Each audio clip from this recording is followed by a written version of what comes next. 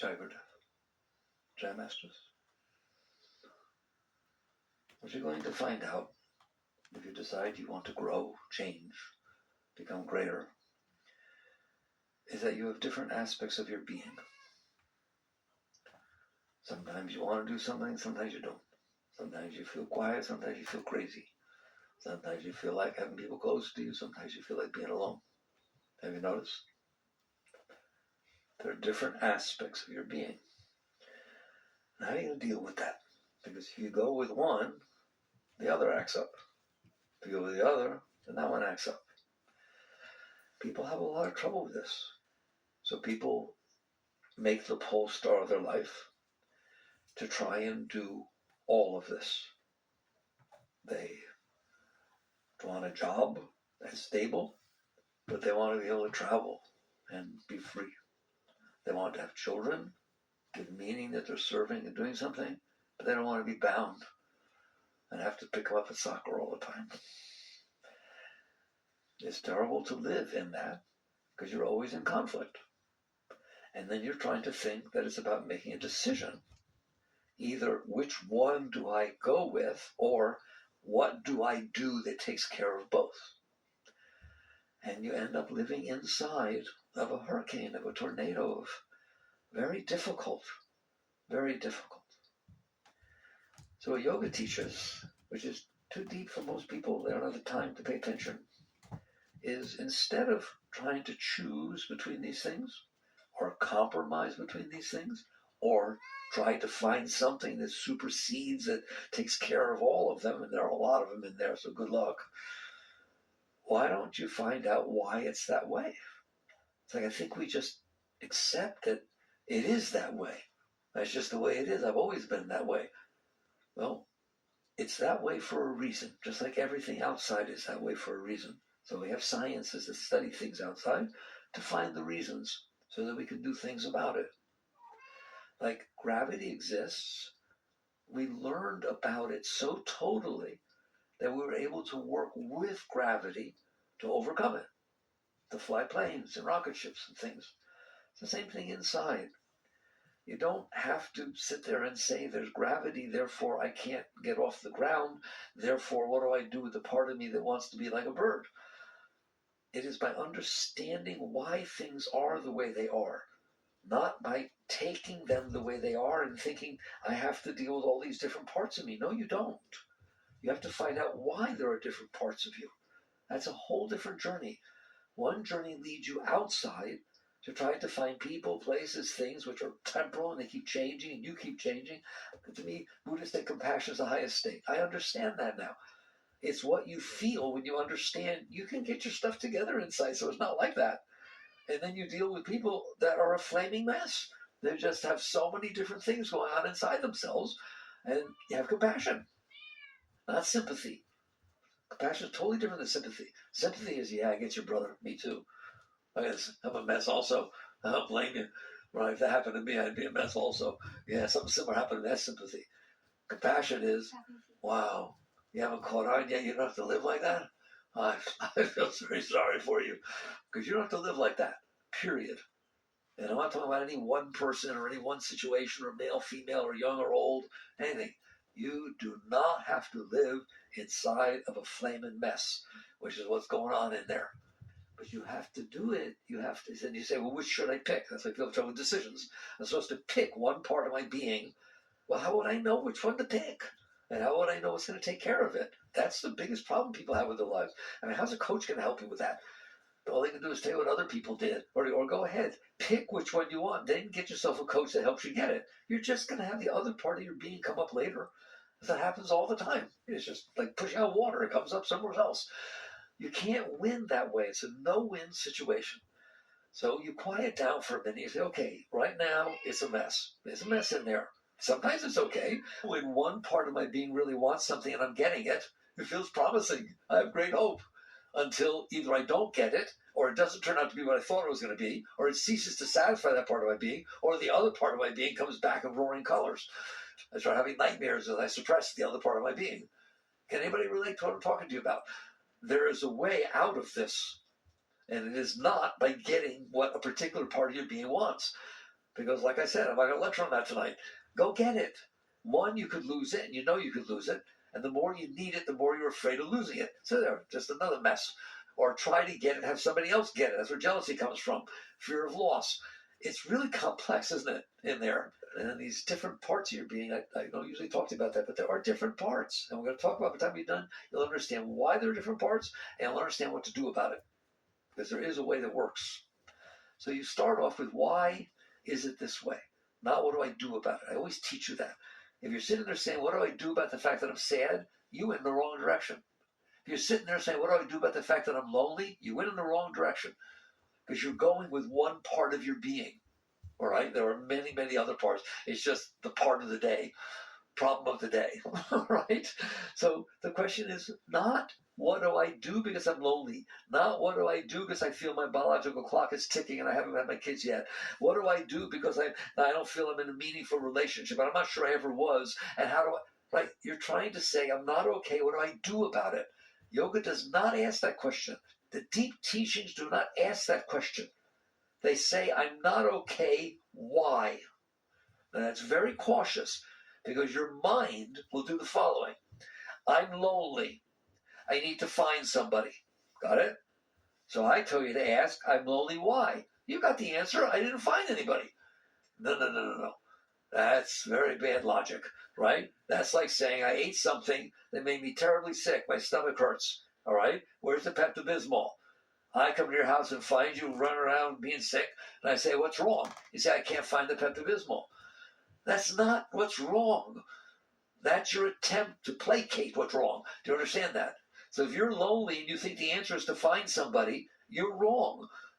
You have to find out why you're lonely. There's nothing wrong with finding somebody. I'm not talking against relationships or anything. There's nothing wrong with Pepto-Bismol. If you happen to eat something that made you sick, you can make yourself feel a bit better. But will you please stop eating the thing that made you sick? So the net result is, the question is, why do I have a stomach ache? Now what do I do about it? Because the other is very temporary. It's like a Band-Aid over the problem. It doesn't solve it. Oh, I see. I don't do well with pepperoni, or I eat too much pizza, or whatever the heck it is. Okay, now you understand. So if you want to not have a stomach ache, then work with that, as opposed to find the Pepto-Bismol. One is actually solving the cause. The other is just putting a temporary Band-Aid over the problem.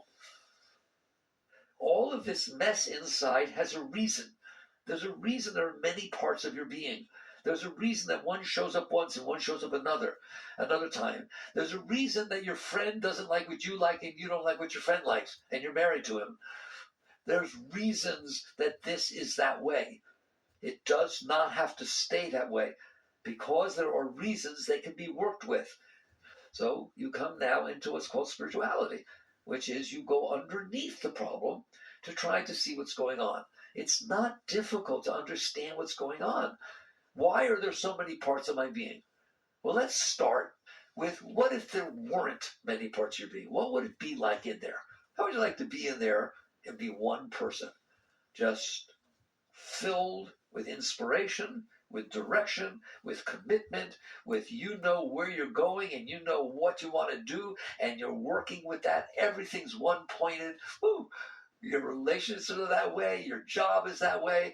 Every moment of every day, there's no confusion, none at any time. There's just one being in there. Okay? Christ talked about that. If thine eye be single, thy whole body shall be filled with light. If thy eye be dual, how great is the darkness within? What does that mean? If thine eye be single. If when you look in there, there's just one of you, your whole body shall be filled with light. Your whole being. Why?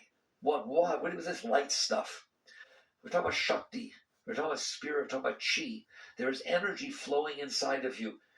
It is your life force. It's energy. Your heart beats. Your mind thinks. Your heart emotes. Your body moves. There's energy being used in there. That energy does not just come from your food. There are yogis that don't eat. They get plenty of energy. You don't need to eat as much as you do, right? There's plenty of juice in there. If you were clean, and we'll talk about what that means, the energy will be flowing inside of you. What does that mean? Let's just get this straight. It means from the moment you wake up in the morning and all through the day, there is this rush of holy waters, this rush of energy. rising up inside of you, feeding you. It brings joy. It brings love. It's the highest thing you've ever experienced, higher than intimacy, higher than winning the lottery. Those high peak moments that you've had, they're going on all the time in there, inside of every single one of you. The only thing that happens when you win the lottery or when you hug your beloved is everything's just right, so you feel it. Even the beautiful sunset, the experience you feel when you looked at that beautiful sunset you just melted is always in there. All right, there's a first point. You know, different parts of your being, that's a part of your being. That state, that beautiful state of elation, that beautiful state of high. No drug ever took you that high. No situation ever took you that high. No love experience ever took you that high. How do I know that? How can I say that? I don't know you. How do I know experience you've had? What I know is that when you had that experience, it was going on inside of you. Love is not happening outside of you. You say, oh my God, I felt so much love. There you go. I felt it. What do you mean? Where'd you feel it? Out here on your toe? Where'd you feel the love? Inside. It pulls you inside. I felt so much joy. I couldn't even open my eyes. I couldn't even talk. I couldn't do anything.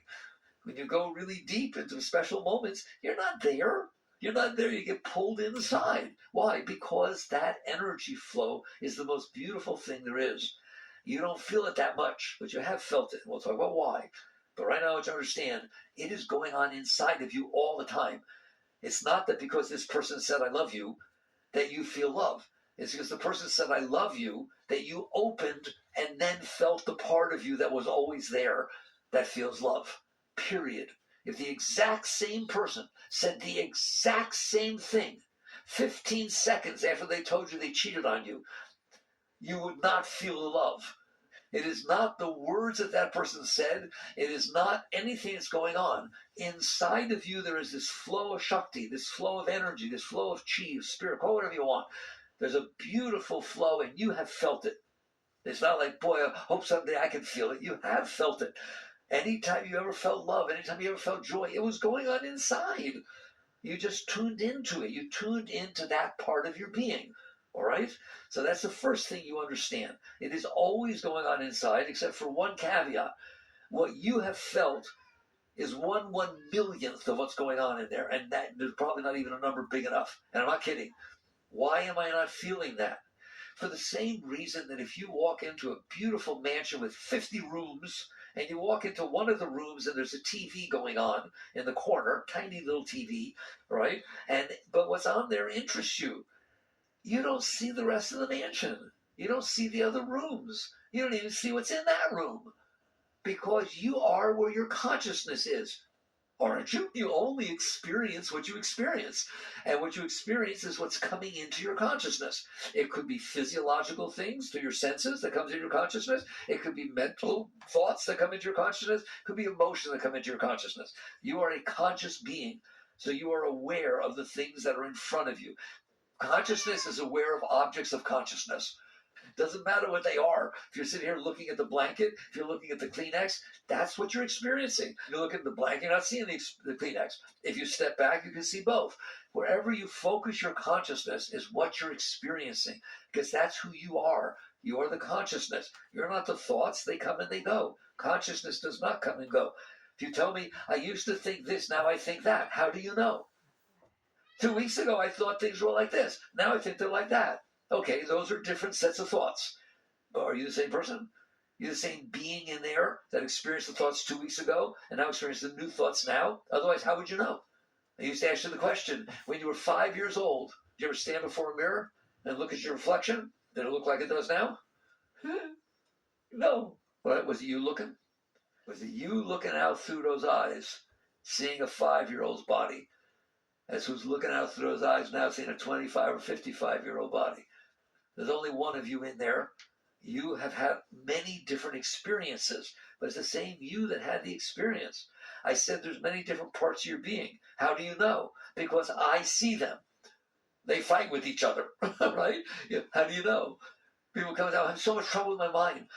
Since my mother died, I have so much trouble with my mind. It says this and it says that. I tried this.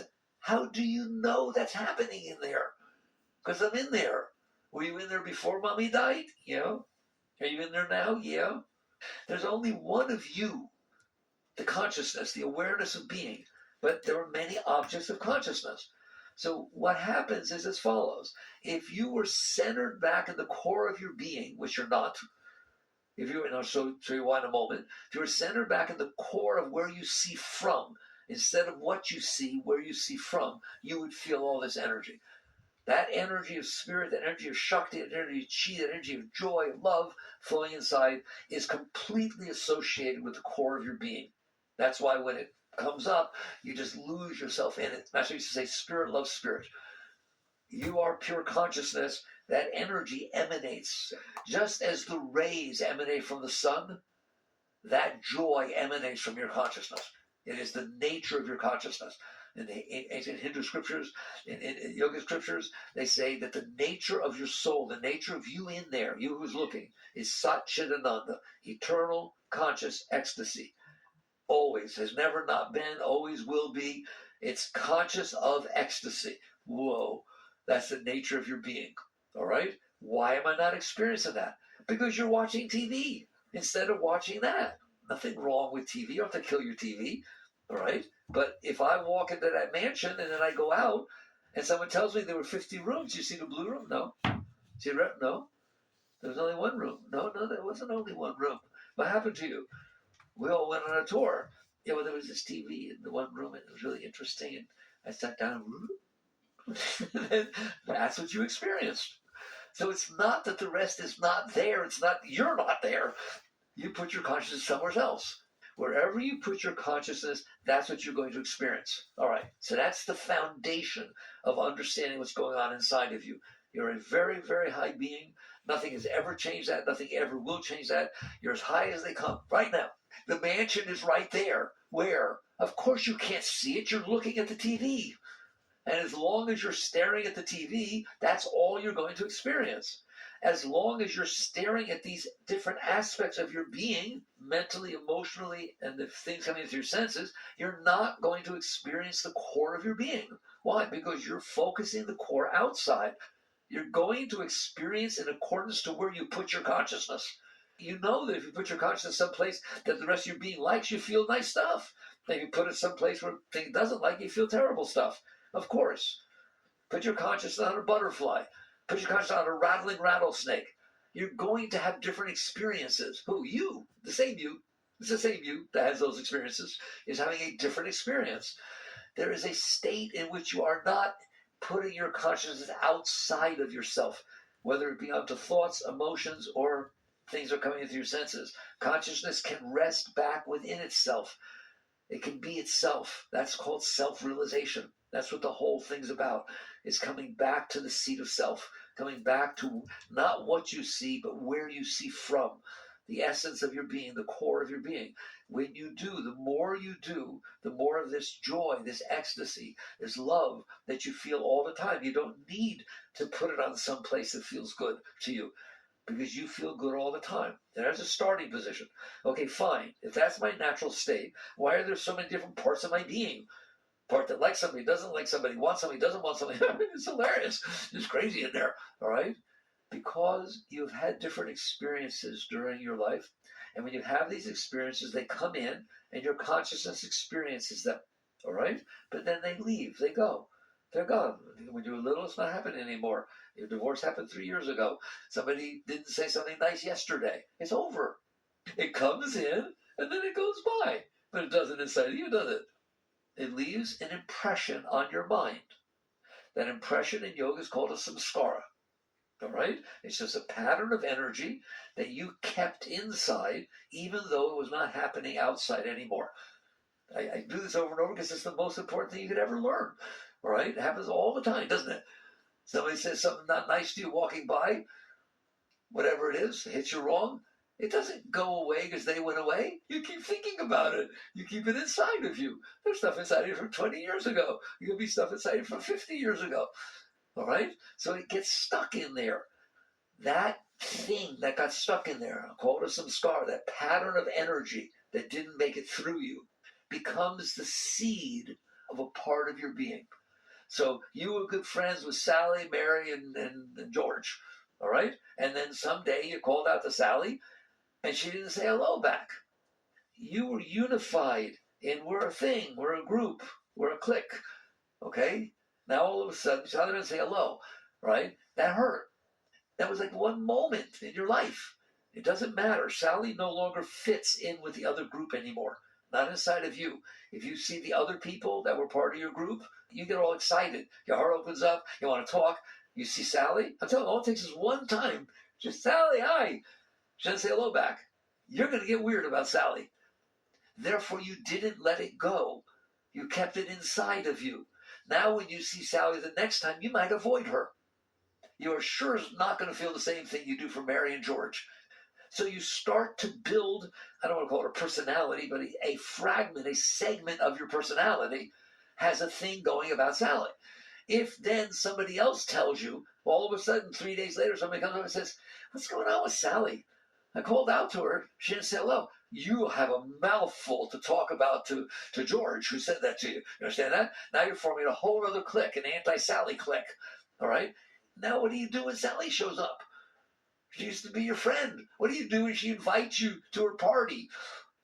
Oh my God, you freak out over the invitation. You're in there. You're in the place I talked to you about to start with. You're bifurcated. That became a fragment, a very small one, but a fragment of your being. You now can't be whole about Sally. You can't feel the same thing about Sally as you did you used to, and can't feel the same thing as you do about George and Mary, right? Now that's just a minor thing. What if I said your mother? What if I said your father? What if I said your brother? What if I said your sister? What if I said your uncle? Hear me? You got stuff in there, don't you?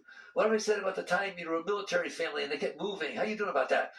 How you doing about all these different things happened to you? What if you're a divorcee? How you doing with the divorce guy? What if I talk about him? Every single thing that happened to you that you didn't process, that didn't make it through you, it can make it through you. It doesn't have to stay in there.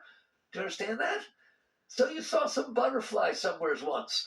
Very good. It's a nice experience. I hope you enjoyed it. I hope you totally imbibed it, made it part of your being, all right? But if somebody sits there and says to you 6 times for 3 different vacation days, where do you want to go? And you keep saying, I want to go back to where I saw the butterflies. There's lots of other places. There's lots of other things. There's lots of other experiences. But I liked that one. How do you know you won't like other ones better? But that's not what the mind does. It has patterns set because of past experiences it had. And it starts to define itself as somebody who likes San Juan where the butterflies are, or whatever it is. It's hard to talk about because it's so common. You do it all the time. It's like, how do you tell a fish they're in water? They've never been out. They don't know what water is. That's how prolific it is. This that I'm talking to you about has been prolific your entire life. It's how you define yourself. It's how you built your personality. It's how you built your self-concept. You had these experiences, either good or bad. They didn't make it through you. Why? The bad ones didn't make it through because you didn't want to experience them, so you pushed them away. You suppressed them, like Freud talked about. You kept them inside of you. The good ones, you didn't suppress them. You clung to them. You keep thinking about them. Do you understand? When you think about a good experience you had 2 years ago, you're missing what's happening now. Why not have a good experience now? Every experience can be unbelievable. Every single experience can blow you away if you're open to it. But I'm not open to it. I'm open to butterflies. I'm open to going to San Juan. I'm open, and I'm not open to that. I went to Hawaii. Don't give me Hawaii. I went to Hawaii, saved all my money up. I went there a couple of years ago. A volcano shot off, all right? We had to run for our life. I ain't going back there. That's a thing they sold you a bill of goods about Hawaii. There, great. So either a good experience or a bad experience, it left an impression on you. Hawaii's been around for a long time. A lot of people went to Hawaii. You had one experience at one point in time, but somehow it is so important that it's going to guide the rest of your life. How about marrying this guy? Why? He wants to go to Hawaii on his honeymoon. And don't kid yourself. That's where you get your stuff. You've had past experiences. Are you ready? Because you want to say, yeah, but I did. But they're meaningless. Why? At the same moment you were having that experience, I don't care if it's good or bad, how many other experiences were happening on the planet Earth? How about 700 billion zillion? How about in the universe? There's no number big enough. Every single place there's an experience going on. You were looking in one direction and had an experience. Do you hear me? Yeah, but it was a really nice one. If your husband had left you with the kids and filed divorce papers 5 minutes before you had that experience, you would not be saying it was a nice experience. Experiences are experiences.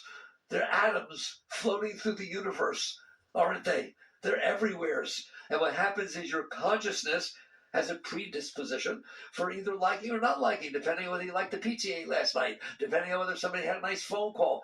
So what are you doing devoting your life to these experiences you had? They're meaningless experiences. I tell you all the time, if you don't like your experience that you're having, turn to the right, there's another one. Turn to the left, there's another one. You are experiencing wherever your consciousness is, but it's only in this one tiny spot. Why is that spot more important than all the other places in the universe? They're everywhere. What are experiences, moments, everywhere in time and space. You just happen to have your consciousness watching one little TV screen, the one that's in front of you. It is not important. It's important to experience it. I'm not saying don't experience it, but it's not worth keeping it. And so you don't have the next experience. It's not worth having a car accident and never driving again, right? You drove before the car accident. Lots of people had car accidents. How come their car accident didn't freak you out? Because I didn't experience it. There's that ego again, right? You should be able to handle that you are experiencing what's in front of you, and then there's another thing in front of you.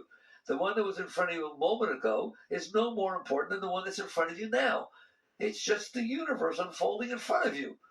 So you learned that you didn't do that. You weren't open enough to experience the moments that were in front of you. There is nothing holy about them. There's nothing unholy about them. Nothing special about them. They are just the particular. When you stuck your head in that room in the mansion, there could have been an advertisement on. Then you would have watched the whole rest of the mansion. Had a totally different experience. There could have been some other channel on that didn't interest you. But because you stuck your head into the exact moment that what was on the TV is something you always wanted to know, your whole life's different. That's a little random, isn't it? That's a little extreme to let that run your life. But you do. So if you really didn't like it, you really did like it, you don't let it go. You store it inside of you. It doesn't happen naturally. Don't tell me, no, it got stuck inside of me by itself. It did not. The person standing next to you couldn't care less what happened. They weren't interested at all. You're doing it. Nothing stays inside of you. And so far I've touched on two very, very deep things. One, you're made of ecstasy. The highest joy and love and beauty you've ever felt inside is going on inside of you all the time. If you're in a state of deep depression, I'm telling you, the most beautiful energy is going on inside of you that would blow you away and just fall into it at the exact moment that you have decided to pay attention to the depression instead. It's where you put your consciousness, all right? Now I'm telling you why things are the way they are, why things interest you, why things turn you off, why things turn you on, why you can't stay in that ecstasy. Because you held on to this. Because Sally didn't say hello, and now you walk down wherever it was, to the plaza, the America, whatever it is, that where she didn't say hello. Now every time you step on that plaza, you're afraid that Sally will show up and you don't know what to say to her. You can't even be the same person about the plaza, and you can't be the same person about George, because George likes Sally, and you used to all be a group. What are you doing being that neurotic, right? That you can't handle anything? Well, too bad you are, okay? So the event happens. It doesn't feel good, or it does feel good, and therefore you either suppress it and keep it inside of you, or you cling to it and keep it inside of you. Well, what happens when it's inside of you? It becomes the seed to an aspect of your personality. It means your mind will behave differently and your heart will behave differently about that thing, right? And it may be bifurcated because there were good times you had with Sally and now you don't know what to do, and plus when she lives next door to you. So you built these different parts of you based on the stuff you stored inside of you. They are what your mind is going to think about. Your mind is going to feel sensitive. If you watch a movie, right, and they say, this actress, Sally Fields, is in it. I don't want to watch it. I've had enough Sallys for the day. So I'm just trying to show you, you have many aspects of your being. That's why. Because you bifurcated, you split. It's like if I have a river flowing, that's your Shakti, flowing clean. Take one rock, just one rock, stick it in. You get multiple flows. There's on the right side and the left side, then there's a spray. All of a sudden, there's different aspects of your being. There wasn't before. There was just this flow. That's what's happening.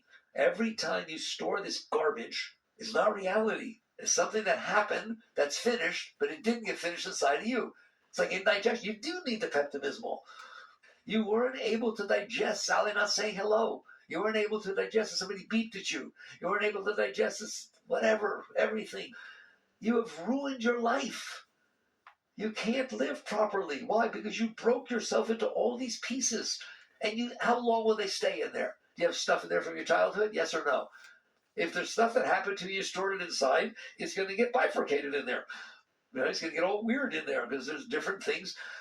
If your blankie was blue and they took it away too soon, you got a whole thing in there about blue blankies. If you got married and the whole tone of all the marriage stuff was this beautiful pastel blue, you now got trouble with blue. Because at any given moment, you don't know who's coming up, the blankie blue or the marriage blue. It's tough to live in there, isn't it? All right? So net result is once you store this stuff inside of you, the flow of your energy, the beautiful flow of your energy flows through that, and your mind talks different ways and your heart feels different ways because those are the result of the flow going through all your garbage. And now you're in there trying to be okay. You don't know what to do. You don't know where to go. You don't know to marry or not or who or what. You don't, right? And you think the answer is to solve it. There is no solution to it. Now let's get down to business. What's the answer? If you now understand why it is that way, what the cause is, and you do, whether you like it or not, I've taught you, I'm in trouble, all right? I've taught you why it's like inside of you. Yoga taught you, I didn't teach you. Those who meditated enough to get clear and see this inside. Oh, that's what's happening. You know who else said it? Skinner. Man is the sum of his learned experiences. No, he's not right. You are not the sum of your learned experiences. Your personality is, your mind is, your personal heart is. You are the one who notices. Everything I said to you, you know what's going on in there. All right. So that's the only bone I got to pick with him, right? Is he's calling you what you're watching. That's like saying you are the TV show you're watching. No, you're not. You're the one who's watching. But you might as well say you're it because you don't know you're the one who's watching. You're sucked into the thing, right? So you're totally invested in your personality, aren't you? You're totally invested in what you like, what you don't like, what you want, and what you don't want, and who you like and who you don't. You just became the TV show. That's not who you are. It's what you're watching. But no, we're invested. We think it's important what we like and we don't like. You like and don't like because of the experience you've had. If you had different experiences, you have different feelings about things. Even things you're really strong about. Your political opinions, your social opinions, your really strong ones. If you had different experiences, they'd be talking differently. Your thoughts of your mind and the feelings of your heart are the projection, the energy's projection of the stuff you've stored inside. It finds a way to tiptoe through the tulips, if you will, all this stuff you got in there. And if it can make it through, you feel some juice. Oh, I like that person. Right? Why do they do something? Why do they just do one thing or don't do something? You know, I like them so much. Right? You think there's something wrong with me. I like people and then I don't like it. I'm so judgmental. Of course you are. You have all this garbage in there. And so the energy manages to flow through it. And your heart opens, you feel right, right? Then something happens, it hits one of those things, and it doesn't flow through there anymore. All of a sudden you're cold. You see people like that, moody, all right? Master once gave a talk, maligning malignant moods. He liked alliteration. How to get rid of all those frickin' moods. Don't say that's just the way I am. It is not the way you are. It is something you are watching. You were open, now you're closed. You felt love, and now you don't. Maybe even feel disdain for the same person. Shh, don't tell anybody. And it could take 1 second for it to go from one to the other. All right? It's because you got all that garbage in there. And whatever happens, the energy flow shifts, and it makes you happy, makes you sad, it does whatever. Right? So what's the answer? We've talked about it enough. What's the answer? You solve it by reverse engineering. If you don't have that stuff in there, the energy flow will have less that disturbs it, and you will start to feel it more naturally flowing. And when you get enough of it not in there and don't put any more in, you will reach a point where you'll wake up in the morning and for no reason, nothing happened yesterday and nothing's happening today, you will be giggling your head off, just like a little kid. It's just going to be fun. I'm going to have a day on the planet Earth. That's what I'm going to do. I'm going to spin around the star, and rotate on my axis and see what happens. Things are going to happen. It's going to be fun. Why? How can I be like that? Because you don't have all this stuff in there that's going to get hit by the day. I hope this happens. That better not happen. Oh my God, I wonder if this might happen. Right? Of course you're scared. You're scared stuff will hit your stuff. So you decide, what am I going to do with the rest of my life? I already know what you did with it up to now. What am I going to do with the rest of my life? Am I going to literally spend my life trying to figure out which part of my being I should be listening to? Have fun, right? And then decide what it is it's telling me to do, what I need to get to appease it, and then figure out how to get it. And just struggle my whole life. Or am I going to devote myself to cleaning out? Devote myself to letting go of this garbage I stored inside and not putting any more in there, and let that be what gets me the joy, instead of having to have situations exactly the way they need to be and never the way they don't need to be, so I get a moment's joy. That's what you're doing. You're just trying to get a moment's rush, and in the meantime you got to work your butt off. And it doesn't happen anyways. But once in a while it does. I don't deny that. That's why I'm very fair. Every once in a while. How many breaths, you take a lot of breaths during your life. What percentage of the breaths you've taken during your life were taken in a state of ecstasy and beauty and love that is so high that you wish nothing else ever happened to you and so stay there for the rest of your life? 0.0000001% of your breaths. That doesn't sound like a very good percentage. How about we get it to 99.9? Maybe 99.8. But the result is, how about we change that ratio a little bit? Well, I'll go for 10%. How would you like it? The 10% of every breath you take from now on is an ecstasy. Joy. Whoa, I'll go for that. All right? And it can be way higher than that. The ratio is going to be dependent upon how much stuff you got in there. So you no longer are struggling to get the world to appease yourself. You're no longer struggling to find the Pepto-Bismol. You're struggling to get rid of what it is you're eating that's making you sick. That's what you do every day of your life. It's not about getting what you want and avoiding what you don't want, which is what your whole life's been about. That's just the samskaras manifesting, expressing themselves. You can't win that way. It's about sitting there saying, now how do you do it? How do you get rid of it? Can you get rid of these things? Yes. I don't care how long it's been in there. I don't care how much it hurt. I don't care how much you liked it. I don't care how much history it's got. It doesn't make any difference. It's in there because you're holding it in there. When you stop holding it in there, it ain't in there anymore. You can't tell me you can't let these things go. Why? Because every time they come back up, you push them back down. Every time it says, God, I wish he was more like Fred. I know I married him and so on, but I liked Fred too. He was a little different. I rode motorcycles. And this guy, he's a businessman. What are you doing? You're losing. You don't have to do that. You can let go of Fred. Fred's gone. Right? You're with the guy you're with. Right? All right. How do you do that? How do you do that? I don't give techniques, meditation techniques, and this and that. They're all good. They're very good. And the purpose of them is to let go of that stuff. How do you do it? What I teach you, and people do very well all over the world, they write me, okay, is start with the simple stuff. Don't start with that stuff that's been in there for a long time. That's harder to let go of. By definition, that's why it's been in there for a long time. Start with the simple things. Start with the weather. Start with the car that's driving in front of you. I always use those examples. What do you mean start with the weather? You complain about the weather all the time. You think that's innocent? That is not innocent. That is buying into the fact that it doesn't even take Sally not saying hello. All it has to do is rain when you don't want it to, and you get freaked out. I'm moving. Why? It rained on my birthday. I'm not in a place where it rain. What, you're moving? Give me a break. You're doing the exact same thing with the weather that I just gave you the rap about Sally. Do you understand that? You're letting it ruin your life. You have to decide, I don't want to be like that. I don't want to be like that. If it rains, it rains. If it's hot, it's hot. Don't worry, it'll change. It's cold, it's cold. In fact, not only do I want to accept the weather, I want to enjoy the weather. If somebody asks you, what kind of weather do you like? You look at the, like, what do you mean? It's like saying, what kind of air do I like breathing? It's like, I like weather. I like weather. How about you? I like rain, snow, cold, hot, breezy, humid. But doesn't humid make your hair curl? Yeah, I like it. Frizzy, frizzy, frizzy hair day. Why can't you like it? Who said you can't like it? That's how it gets complicated. Well, I can't like it because I don't really think I'm very likable, and I look better with my hair straight versus frizzy, and therefore I want people to be attracted to me. In other words, you're tying all this together, and now you can't enjoy the weather. Like Einstein didn't care what his hair looked like. Take a look at his pictures, right? Frizzy's not even the word, man. All right? It's like he didn't care. He wasn't in that game. Well, you don't have to be in it either. And people really liked Albert. You hear me? And they'll really like you too.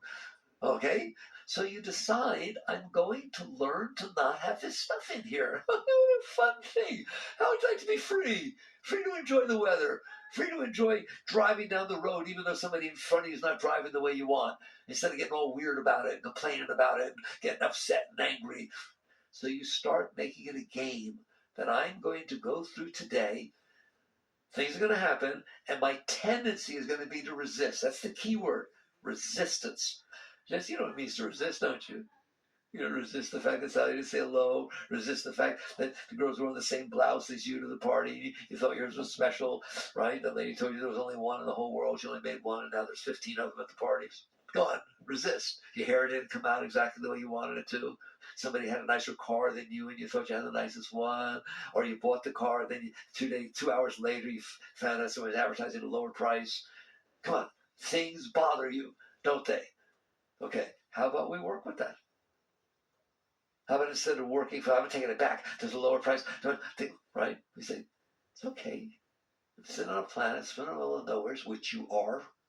You're sitting on a planet, spinning in the middle of absolutely nowhere, being neurotic because you paid $15 too much for a car. Well, how about we don't do that? Well, how? Let it go. Same way you stop smoking. If you feel the urge to pick up the cigarette, ready? Don't. Don't worry. If you don't pick up the cigarette, over time it will become easier. How do you know? Ask anyone. And eventually, not only will it be easier not to pick it up, you'll feel disgusted of picking it up. You'll go, ooh, what's that for? Do you understand that? And then you'll wonder why you ever smoked or drank. That's how it works. When you break the habits, then that part of you is gone. Isn't that beautiful? It's not stuck with it. You overcome it. You let it go. And then the rest. Here, you were drinking and you're about to lose your family and your wife or husband's going to leave you and all this kind of stuff. And you decide I've had enough. But it's not easy to stop. There's a part of you that says, I really want to stop. I'm committed. I really am. And so on. But then there's this part that comes up. Yes, that's right. That's the part you built. Built this whole part of yourself, didn't you? Okay? And now you get sucked into it. Well, you better learn to let go. Don't suppress it. If you suppress things, they just get rotten down there like sweeping stuff under a rug. You have to evolve enough to say, ready? I'm in here. Check. I'm aware that there are different parts of my being. Check. I am going to commit myself temporarily to this part because that part's destructive. But I'm well aware that while I'm doing that, this other part that I'm trying to let go of is not going to go away quietly. It's habitual. It's got drives, it's got urges, it draws your attention into it. In other words, when I walked into the mansion, into that room, and something caught my attention, I didn't have to sit down. There was a pull. That's because there's a part of my being that pulled me into it. The same thing's going to happen with smoking, same thing going to happen with drinking, right? It's going to tend to pull your energy back into that. You have to be willing and committed to do a mantra, meditate, put it elsewhere, whatever works for you. If you need to use a patch, use a patch. You don't need to. What you need to do is commit yourself that when my consciousness starts to get pulled into this, I know not to go there. I don't want to go there. It's not because somebody else told me. I know I don't want to go there. It's caused a mess of my life. It draws me down. It's destructive. Then don't go there. But it's hard. Yes, it's hard. If you do heroin, you have to go through withdrawal. Very hard. But believe me, it's worth it. Because your life on heroin ain't even close to what your life is not on heroin. This is no different. So you start looking at the greatness of your being. You look at the parts of your being that got built over time that are not taking where you want to go. Now we're back to, I have made the pole star of my life. And you don't have to worry about God. Notice I didn't use the word God in the entire conversation. You can let your thee be not smoking. All right? You let that be the higher, more inspired part of your being. I tell you, during your clearest moments, pick the thee. Just set a direction that you commit yourself to that is greater than the sum of all these stupid parts that are pulling you all over the place. You will always be able to guide yourself in a higher place. And so you basically get clarity. I'm not going to drink. That's all. If, yes, there's going to be tendencies. Yes, I'm used to it. Yes, I expect it. If you will sit through it, ultimately, what do? Relax and release when the tendency comes up. Get used to it. That's why I said handle the weather and you'll be able to handle the drinking. Practice. Practice with stupid little things. Every little thing matters. It matters that you complain about the driver in front of you. Don't you dare think it doesn't. That's just a habitual pattern that you haven't learned to enjoy. Enjoy driving. You're not changing anything by complaining about the weather. You're not changing anything by complaining about the driver, are you? All right? So why not enjoy it?